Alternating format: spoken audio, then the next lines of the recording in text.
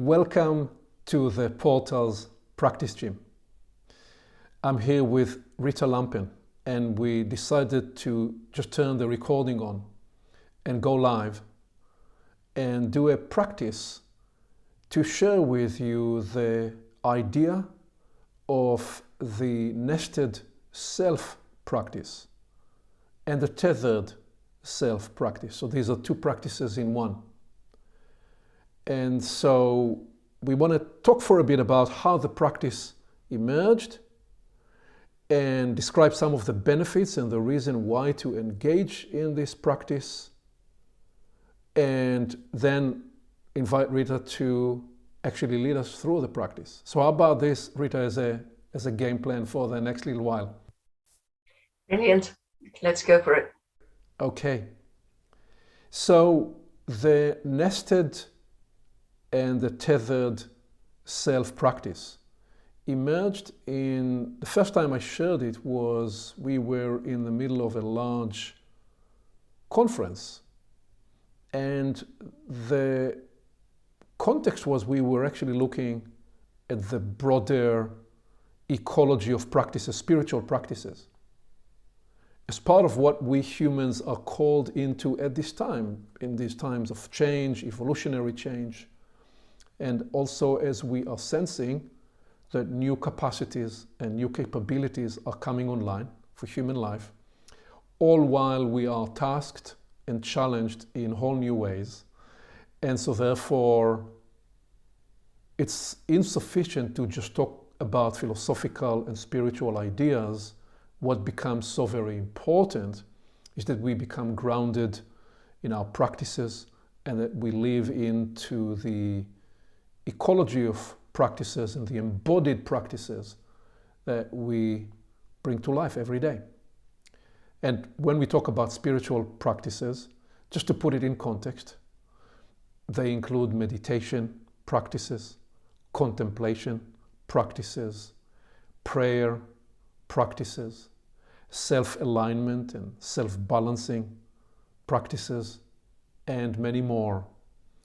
And this particular practice that we called the nested self and the tethered self were part of the paying attention practices. So there is a whole body of spiritual practices that's to do with paying attention. Paying attention by listening, paying attention by observing, paying attention by witnessing, and then paying attention to how we pay attention, and witnessing the part that's witnessing, and listening to the part that listens, and so on and so forth. So this particular practice is part of these explorations to become more grounded in ourselves as we explore these opportunities, these practices.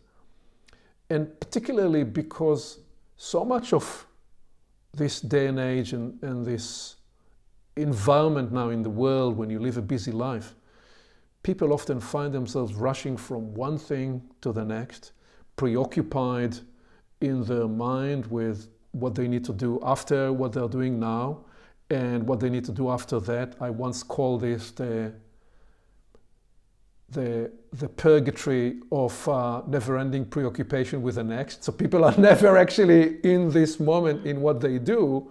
They're doing something and a part of them is somewhere else, and beyond that, certainly in the professional and the business arena and so on.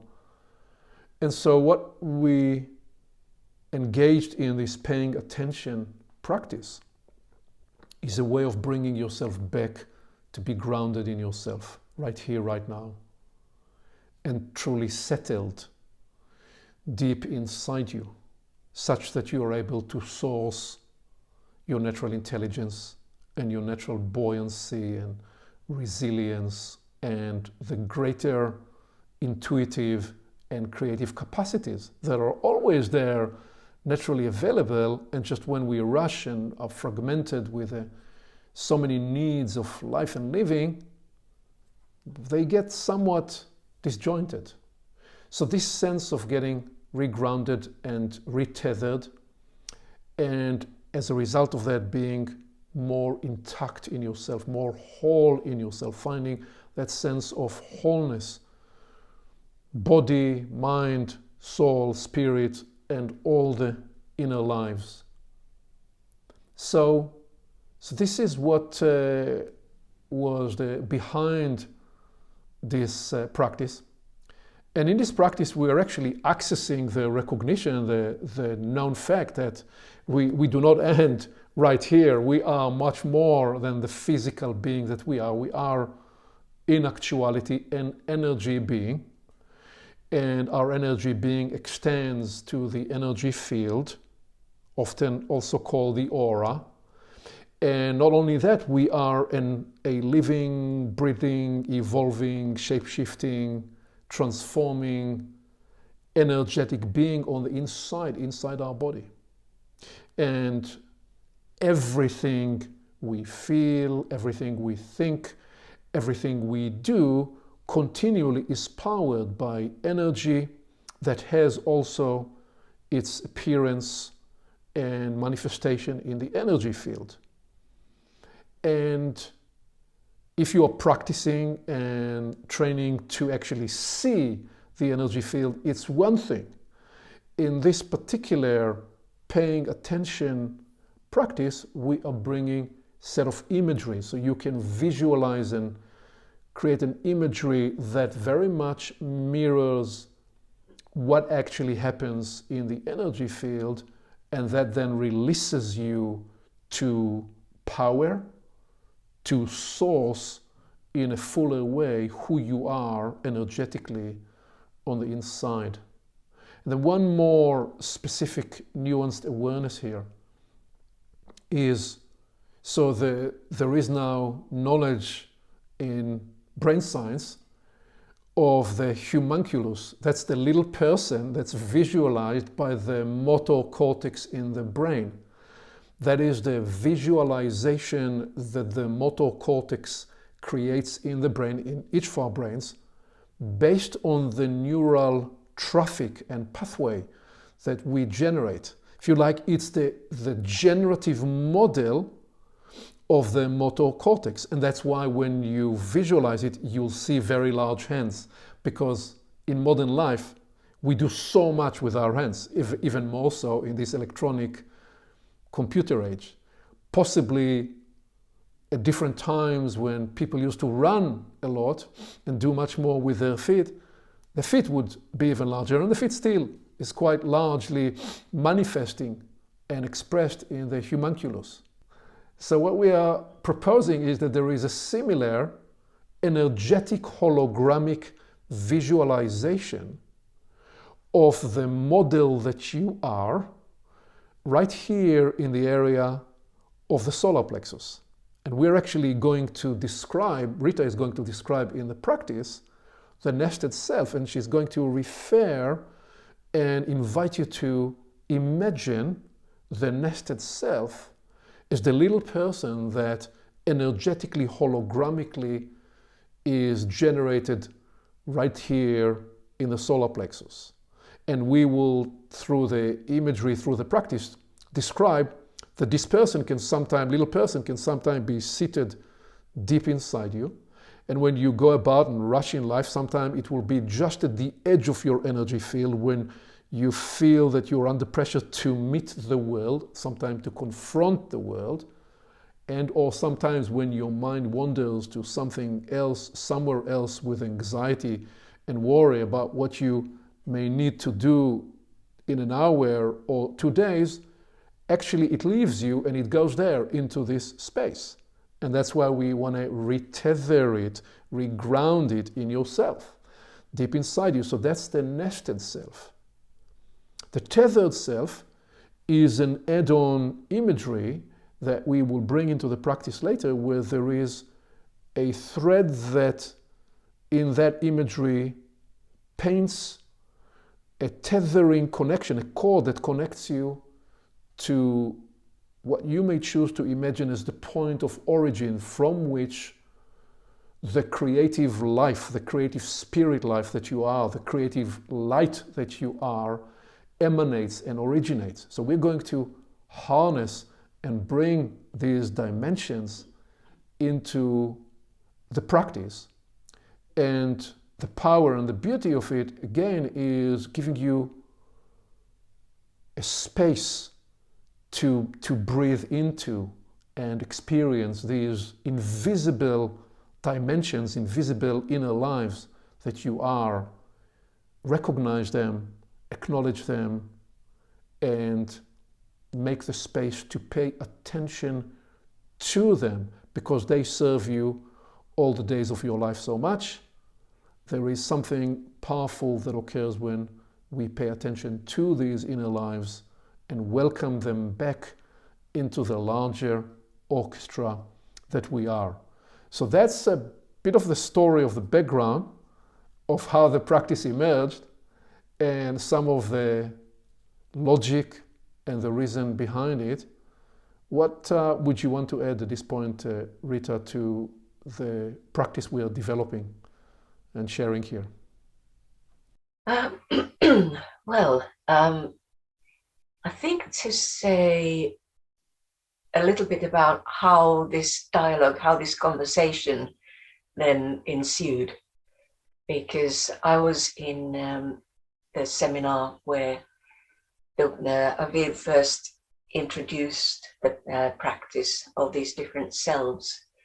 And to begin with, I got completely caught by just the experiment of picturing oneself in two places at once, that little inner self and yourself active in the outer world.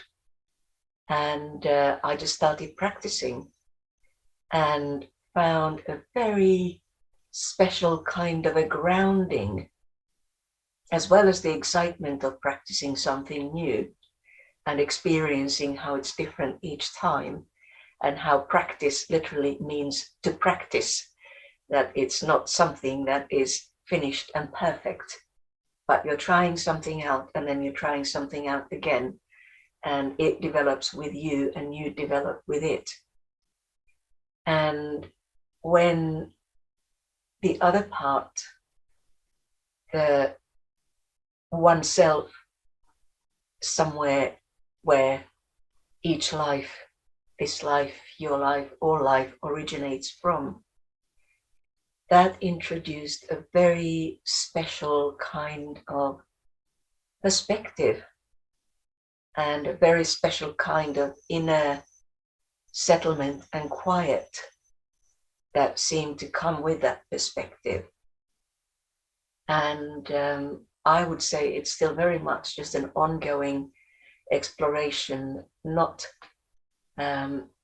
something finished, not something perfect. Very successful some days, harder to reach other days.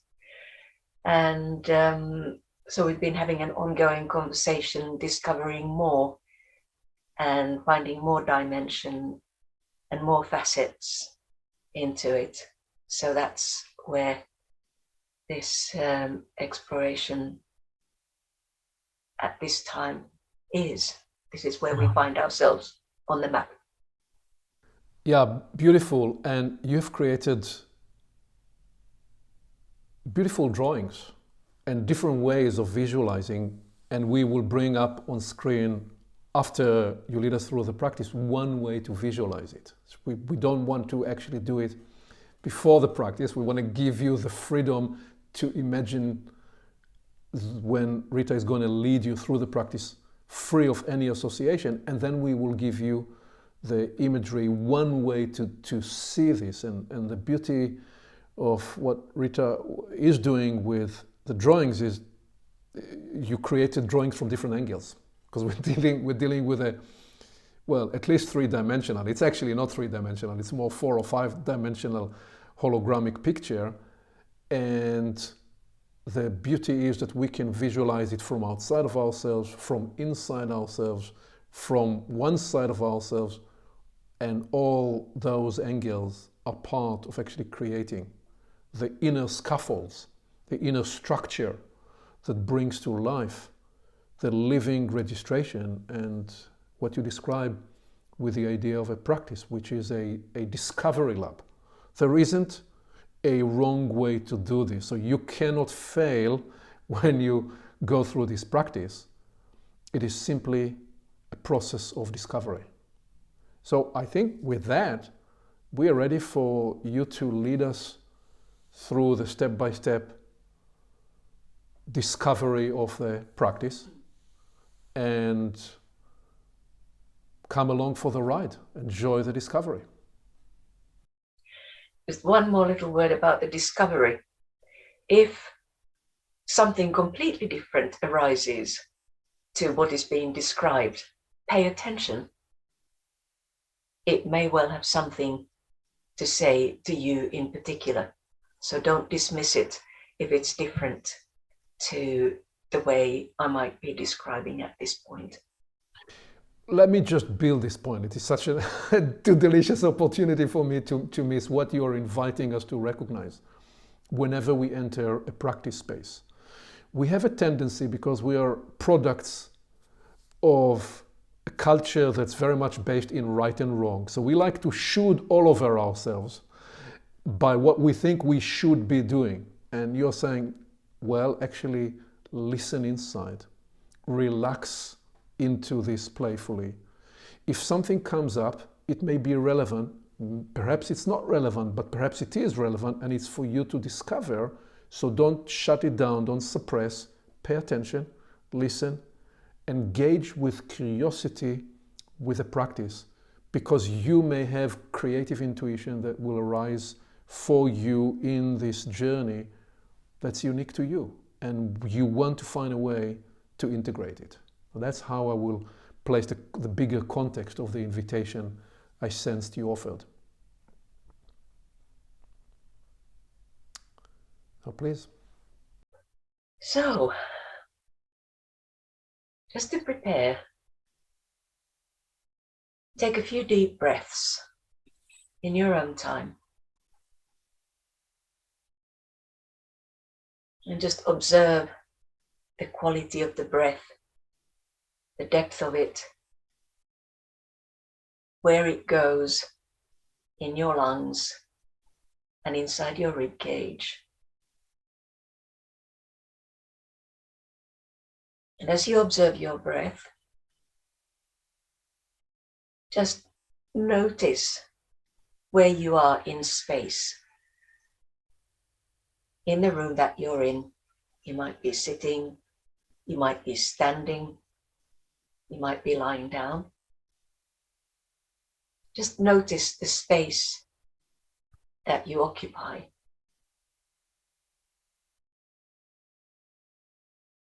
And you can close your eyes or keep your eyes open, whatever feels natural.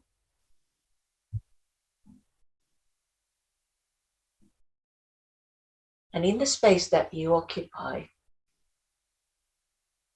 imagine your energy field. Bring your mind into it, extending out of the physical body, the electromagnetic radiation. And it doesn't actually go endlessly out into space and disappear. It has a membrane at the edge, just like a cell has a membrane, and things can pass in and out. So if you want to, now imagine your energy field with a membrane surrounding it.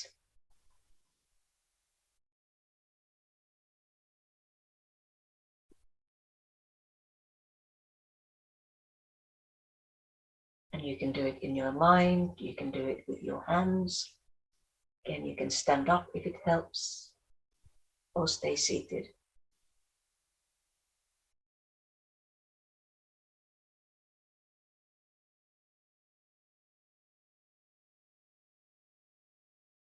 And then we'll put another layer in place. That's the solar plexus area, which is here between the navel and the bottom of the breastbone, in the area of the diaphragm, a little bit above. And imagine you've got a space in there. Physically, it's full of organs and nerves. But imagine energetically, there's a small space, like an egg or a secure cave.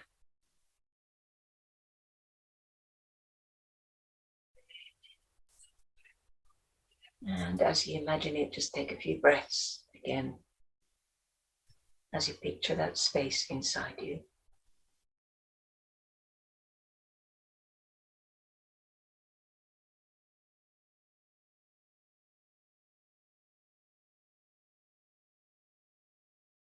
And inside that space, imagine a small version of yourself, a little you.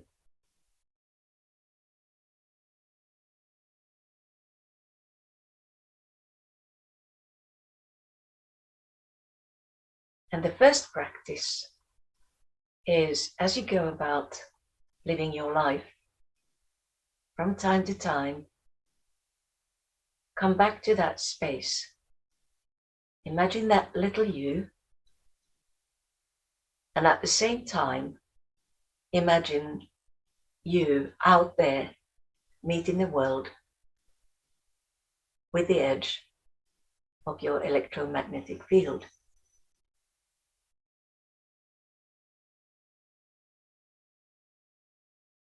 You can imagine it now.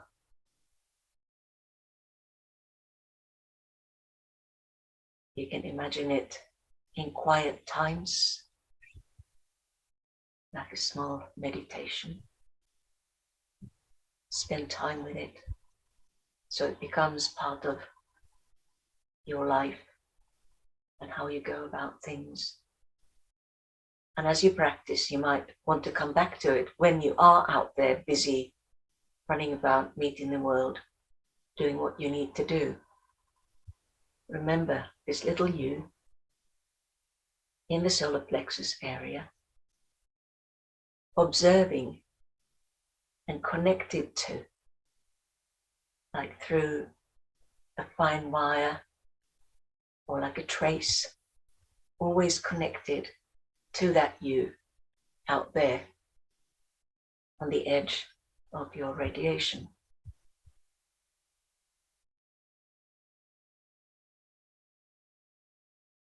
So just take a few more breaths and come back to that picture. The little you inside. The you out there meeting the world.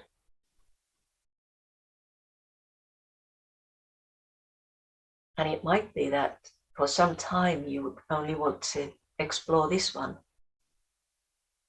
Spend as much time as you need to.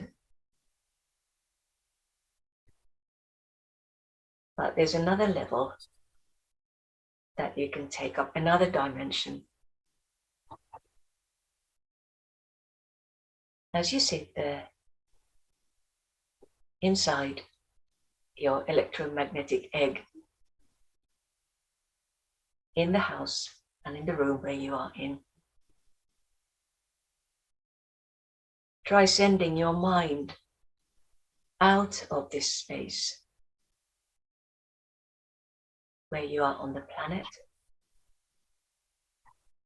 and zoom out, further out. The Van Allen belt surrounding the planet. Another electromagnetic egg and enclosure. And in your imagination, send your mind all the way out to where your life originates from. However it turns up in your mind's eye. Going out to the near space, middle space, deep space. And somewhere there, is the spark of life that maintains you.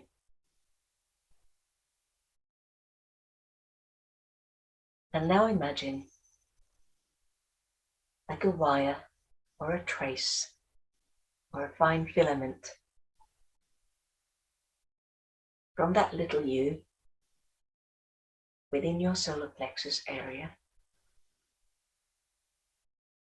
connected to that spark somewhere out in the universe with an unbroken trace.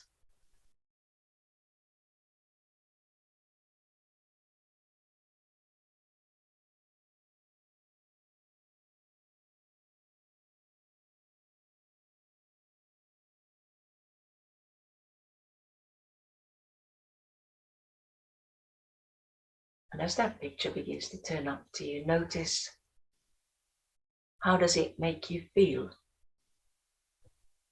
How does it feel in your mind? How does it feel in your body?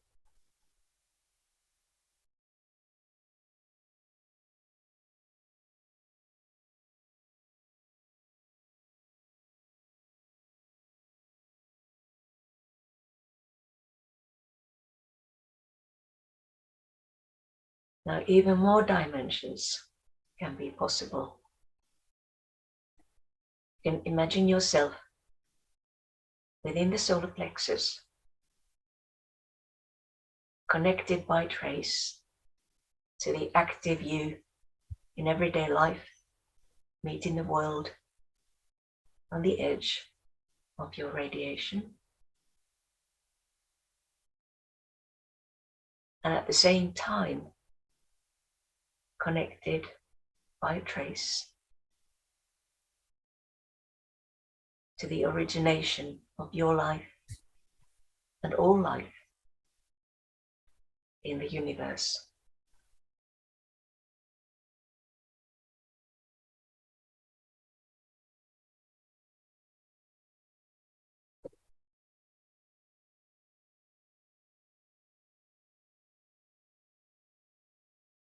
And this is a practice. It might come instantly. Some parts of the picture might be more challenging to hold. And it may be, and probably will be, different from day to day. So these are the ingredients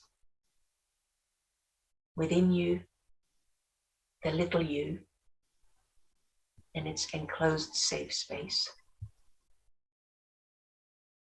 connected by trace to the outer active you, mutable, multiple, dealing with life, also connected by a trace to its source in the universe. All three things active at the same time.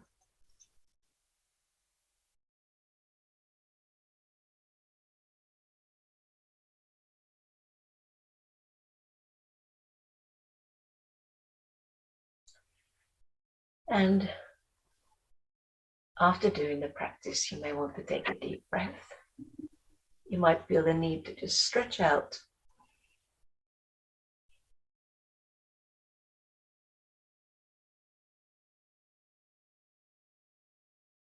And again, be aware of yourself in the space that you occupy.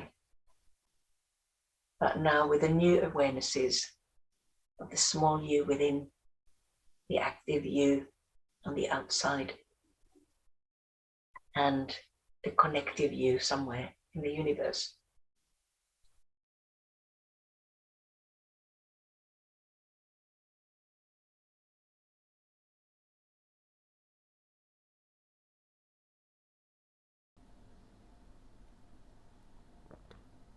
Thank you.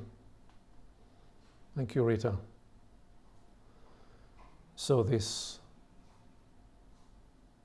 small you, we also call it the nested you and connected you. We also call the tethered you. These are names to these different experiences, and the beauty of what you just led us through is how we are invited to freely discover for ourselves. And as you said, each day it will feel different. Some days we will be more in the visualization and the painting internally of the image. And some days we can be more in the feelings. Today, as I followed the guidance from you, I allowed myself to discover the feeling sentiment from the nested self to the active self. There was a wave of warmth and encouragement and compassion and support and a sense of reciprocity. They take care of each other. And especially the nested self offering guidance and support and compassion to sometimes the hard-working, active self on the outside. And then I found that there was another quality of warmth and embrace and compassion from the tethered, originating spark that I was with in the tethered, connected self. So thank you for guiding us through this. I want to bring on the screen one way that you have visualized this idea of the tethered self practice. And here it is. And so you began by painting the nested self inside that area of the solar plexus, and you're visualizing that we can see the active self right here at the edge of the energy field. And we also see all the layers in between. So sometime we will be halfway through, and sometime we will be on the other side here. And then you are visualizing here this cord, tethering cord to a source, some originating source that we are visualizing and building by way of imagery. And the way I experienced the inner state, the inner feeling, when you completed the guidance through the practice, I felt tethered in myself. I felt connected. I felt less lonely. I felt that I was with so much that is in support available for me. So this is the practice. Any other final closing thoughts that you'd want to offer? Well, really just a big thank you for initiating this practice, because it has been and continues to be a very rich exploration, very creative in many ways. And also at times I found myself, for instance, trying to make a decision about something, and it suddenly just sparked to me and said, oh, what if I ask the tethered self what way to go would be best in alignment between all these selves, without rupture, without kinks in the wire that knot things up, just best aligned so that life can best flow. So all kinds of dimensions keep popping up, more to be discovered. Yes, and what you're really describing there, Rita, is we do the practice and then we live our lives.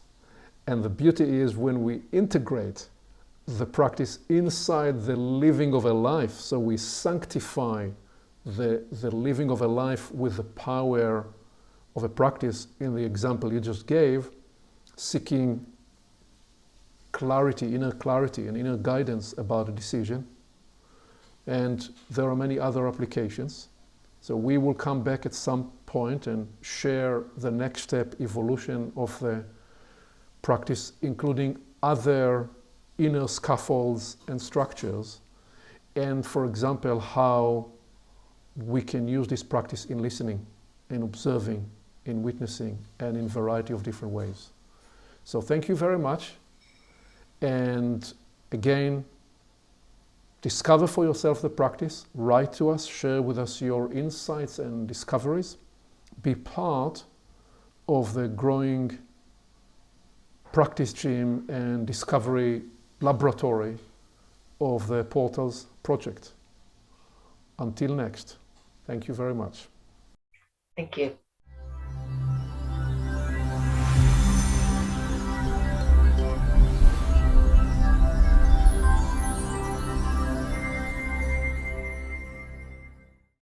Along with our website at portalsofperception.org, Portals is also available on YouTube and on all podcast platforms, as well as social media.